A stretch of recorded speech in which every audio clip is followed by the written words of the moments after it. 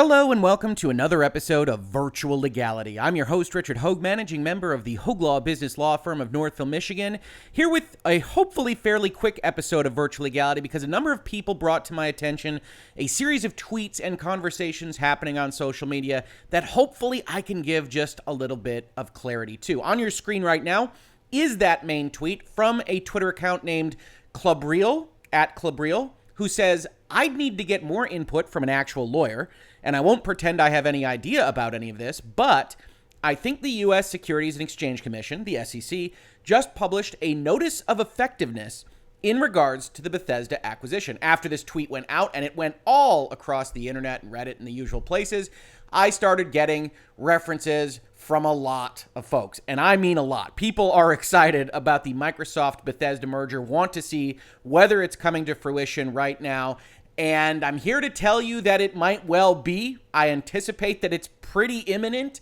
but that this isn't the silver bullet you were looking for. In order to talk about that, we need to understand what it is that Klobrille here found, why it's actually pretty good internet sleuthing and might be worthwhile to keep your eyes on in the near term, but this particular discovery doesn't say Bethesda is now a Microsoft company. So, if we go and look at what Klobrille found, we see the Microsoft Edgar filings to the SEC. Edgar is just a government name for the electronic database in which you file SEC documents. And he found this document here at the top, effective as of yesterday, actually attempted to be filed by Microsoft on the 2nd of March, says notice of effectiveness, doesn't say much else. You kind of have to dive in to what this does. But if you do dive in, you see the description of what the form that was approved, that was made effective by the SEC actually is. And that is form S-4, an S-4 form.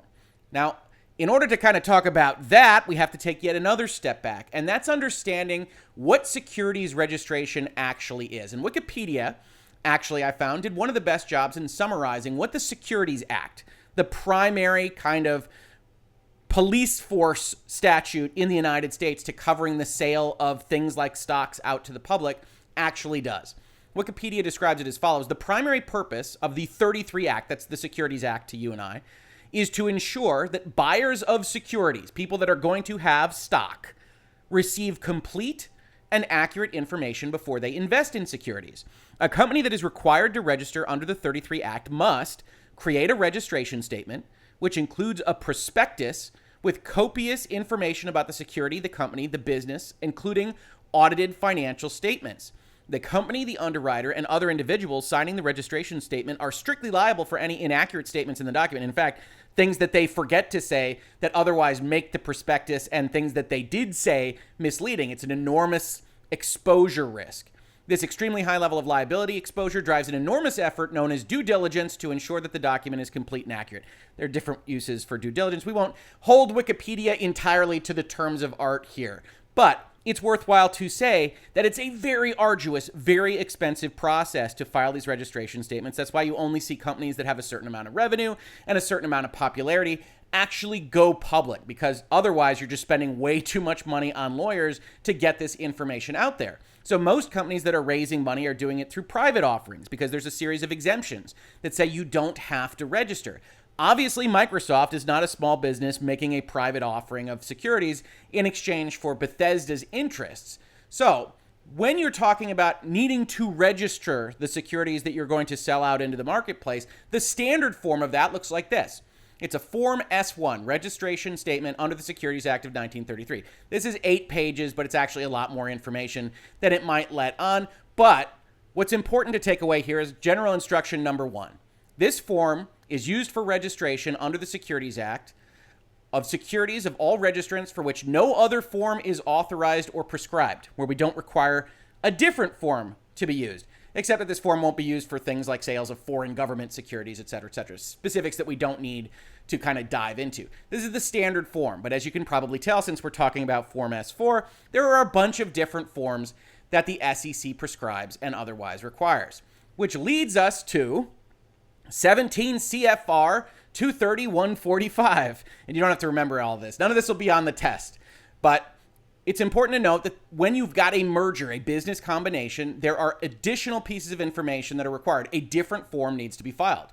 Rule 145 as described here in the note, is designed to make available the protection provided by registration under the Securities Act of 1933, that kind of S-1 standard concept, to persons who are offered securities in a business combination as described in this particular rule. Now, what are those business combinations? Well, it's an offer, offer to sell, offer for sale, or sale that is submitted to a vote or consent of such security holders that relates to things like reclassifications, or perhaps more importantly for our discussion, mergers, a statutory merger or consolidation or similar plan or acquisition in which securities of such corporation or other person held by such security holders will become exchanged for securities of a different person, right? That's a merger, or in that case, it's a share exchange acquisition. But in either respect, it is something that requires a filing on an S-4 document. So as I said, the folks that are bringing this question and spinning it around the internet and getting hundreds and hundreds of tweets to me, thank you very much. I very much appreciate being made aware of these kinds of things, are effectively on the right track, right? As we've talked about in prior videos here, what Microsoft has said this is going to look like to the European Union Commission when they were asked the question is that it's going to be a reverse triangular merger. Microsoft is going to drop down a subsidiary that it owns. That subsidiary is going to merge with and into Zenimax. That's going to require some share exchanges. It's probably going to require an S-4 form to be filed. There are exemptions and rules and all sorts of things that not only is not my specialty in my line of work, but is very specific to the Microsoft Council and the Zenimax Council. And so we'll see exactly what they go out with in terms of filings, but it's likely they'll have to file an S-4 in respect to this merger. But that's not really the end of the story, right? If we go and we look at the Form S-4 document, we'll see a little bit more additional information. What is the Form S-4 useful for? Well, this form may be used for registration under the Securities Act of securities to be issued in a transaction of the type specified in paragraph A of Rule 145. That's what we just looked at over here. So, yep, you absolutely can use it for mergers that require a vote of the security holders. Okay, good so far. What else is it used for? Well, it is used for a merger in which the applicable state law would not require the solicitation of votes. So that's kind of a belt and suspenders provision. Okay, yes, the actual rule says it's required when there's a vote of the shareholders. We're also going to require it for mergers that don't require that vote of the shareholders, which in specific states can mean if you own a set percentage of the company already, the shareholders don't necessarily need to vote on it. You can just kind of wipe them out, squeeze them out in a merger. And what else does this Form S-4 apply to? An exchange offer for securities of the issuer or another entity.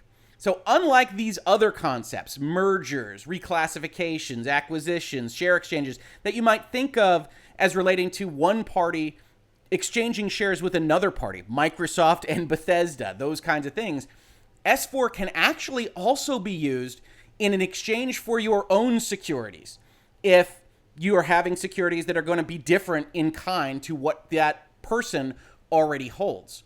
Which leads us to what was actually discovered today. Right? This is the prospectus as amended of the Microsoft Corporation for the S-4 filed and effective as of yesterday. What is it for? Well, as they describe it, upon the terms and subject to the conditions set forth in this prospectus, Microsoft Corporation is offering to exchange 14 series of notes. Those are promissory notes. Those are debt instruments. Those are promises to pay. Those are still securities, still requiring registration with the SEC, but they aren't what we think of as stock in general. Microsoft is offering to exchange 14 series of notes that are currently outstanding for a new series of notes to be due March 17th, 2052. What are they doing? They are trying to offer refinancing for their current investors that hold these notes due in 43, 45, 47, 41. They're trying to clean up their capitalization table. And in fact, if you go and look at Microsoft's investor relations page, and I think you actually have to go 3 deep here, so I don't blame any single person on earth for not going through all these securities filings. But if you did, you could go back and you could look and see that in February of 2021, just about a month ago, they went and they had a registration of securities issued in business combination transactions, a Form S-4 that looked very, very similar. Here's their February 16th filing, and you can see it's got the same March 15th date. It's got similar kind of information about notes in 43, 45, 47, 41 to be exchanged for notes due in 2052. This is a Microsoft Form S-4 that is not talking about the Bethesda merger. Now, there are 2 things to take away from that. One, I do think this is good internet sleuthing.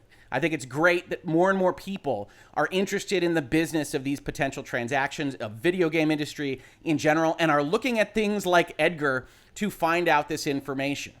2, the Form S-4, regardless of this notice of effectiveness language, is never going to be notice of effectiveness of the merger. It is only ever going to be the effectiveness of the registration of the shares that could be issued in the merger, right? Bethesda's owners are going to have new shares in a new entity that are going to relate to Microsoft if it's not an all-cash transaction. And I don't honestly know the specifics of that deal or whether they've been revealed in various corners. If you do know a little bit more, feel free to leave a comment in this video. But it's important to note that even when the internet sleuths finally see an S-4 that actually describes the Bethesda transaction, that doesn't mean that it has happened. It means it was a necessary but not sufficient step to get to the next step of the closing of that transaction. So your eyes are on the right place. You're on the right track. There very likely will be an S-4 filed in public before that transaction takes place. But as we just talked about, this actually isn't it. This is a entirely separate note offer, which, yes, has numbers that are very similar. 7.5 billion, right? And over here we see it, I think it's 8.5 billion in the current filing that they're considering exchanging. And you can go and you can look at these on Edgar. That's one of the really great parts about securities law, is that it's designed to be public, even though it's virtually impenetrable for almost anybody. It's designed to have all the information out there should you need to go and look at it. And in fact, other people make these kinds of offers and note exchanges and file Form S-4s all the time. And they also file those things for mergers, right? So what you're looking for, if you're going to do this, you're going to internet sleuth around this, is something that looks a little bit more like this. And I brought this one up in particular because I was really fond of the names, and we can call back to the vault conversation. On June 5th, 2019, Elastic NV, Endgame Inc., Avengers Acquisition Corp., a wholly owned subsidiary of Elastic, and Shareholder Representative Services LLC, solely in its capacity as representative agent and attorney in fact of the security holders of Endgame, entered into an agreement and plan of reorganization. Pursuant to the terms of and subject to the conditions set forth in the merger agreement, Merger Sub, that's Avengers Acquisition Corp. To you and I, will merge with and into Endgame. See, when I was talking to you all about Vault not being the name of Zenimax or the name of Bethesda, and I was telling you that lawyers like to have fun with these kinds of names from time to time, I generally go with Zenimax Acquisition Corp. Or something boring because I'm a boring lawyer, as you all know, if you follow Virtual Legality. But a lot of people like to make jokes. If you are purchasing a company called Endgame, it should be no surprise that in 2019, the lawyers decided to call it Avengers Acquisition Corp. But Avengers Acquisition Corp., I can guarantee you, is not the operational name of the entity that you just purchased. It's just a name that's going to go away as part of the merger. But this Form S-4 is one that describes a merger. It has the prospectus of the merger. It talks about the shares that are going to be issued in the merger. It doesn't talk about note exchanges. It doesn't talk about all the things you see in the Microsoft documents. If you are going to see a Form S-4 about the Bethesda merger, it will look like this one and not the one that was recently discovered. But do note that it doesn't mean the closing happened right then. It doesn't mean the closing will happen tomorrow. It does mean that it is probably imminent. And I do think that the closing of Bethesda is probably pretty close since it was announced in the fall of last year, provided that we don't have regulatory issues from either the European Union or the US or anybody else. It's probably pretty close to being closed right now. Unfortunately, as much as I like the effort here, this doesn't say that it has happened just yet. This has been Virtual Legality for today. If you enjoy this conversation about the business and law of video games, pop culture, music, movies, television, etc., please consider supporting the channel. We've got a Patreon, Streamlabs, a store just below. Or if none of that appeals to you, just subscribe, ring the bell, leave a comment to make Google happy, and most importantly, tell your friends that we're having these conversations. Every little bit, every word of mouth helps, and hopefully you find this kind of content educational, informational, and if I'm doing my job right, entertaining. Thank you so much for checking this out. If you watched it on YouTube, thanks for watching. And if you listened to it as a podcast, thank you so much for listening. And I will catch you on the very next episode of Virtual Legality. Virtual Legality is a YouTube video series with audio podcast versions presented as commentary and for education and entertainment purposes only. It does not constitute legal advice and does not create an attorney-client relationship. If you have legal questions about the topics discussed, please consult your own legal counsel.